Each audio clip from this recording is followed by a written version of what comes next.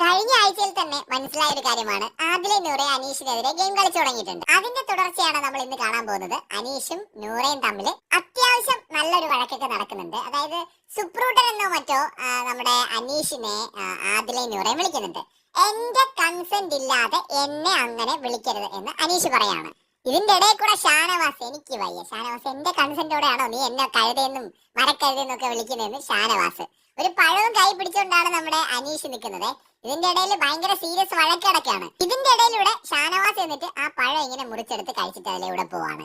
So full ഇത് fight ആണോ ഫണ്ണാണോ എന്ന് പറയാൻ പറ്റാത്തൊരു സാധനമാണ്. എന്തായാലും ഈ ഒരു ഫൈറ്റ് നല്ല രസമായിട്ടുണ്ട്, ഒരു കോമഡി ഫൈറ്റ് ആയിട്ട് മാറുമെന്നാണ് എന്റെ സംശയം. പക്ഷെ ഇവിടെ സീരിയസ് ആയിട്ട് പറയുകയാണെങ്കിൽ ആദിലെ നൂറയും അനീഷിനെതിരെ ഗെയിം കളിക്കുന്നുണ്ട്. അനീഷിനെ പ്രൊവോക്ക് ചെയ്യുന്ന ഗെയിമാണ് അവർ കളിക്കുന്നത്. ഞാൻ പറഞ്ഞില്ലേ, ഇവര് ഭയങ്കര ഗെയിമേഴ്സ് ആണ്. നമ്മൾ വിചാരിക്കുന്നതിനപ്പുറം ഗെയിമറാണ് നൂറ. കാരണം ഇവർക്ക് കൃത്യമായിട്ട് പ്രൊവോക്കിംഗ് ഗെയിമാണ് അവർ ചെയ്യുന്നത്. അതായത് എവിടെ തുടങ്ങിയെന്നറിയോ? അനീഷ് ഇരിക്കുന്ന സീറ്റ് പിടിച്ചെടുത്തോണ്ടാണ് അവർ തുടങ്ങിയത് ഫസ്റ്റ് പ്രൊവോക്കിംഗ്. കഴിഞ്ഞ ദിവസത്തെ എപ്പിസോഡിൽ ലാലേട്ടൻ അനീഷിനെ പിടിച്ച് സെന്ററിൽ ഇരുത്തിയെ ശ്രദ്ധിച്ചായിരുന്നോ?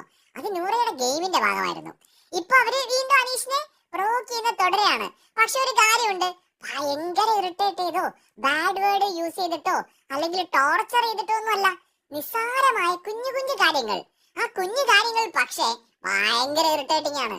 അതാണ് ഇവരുടെ ഒരു പ്രത്യേകത.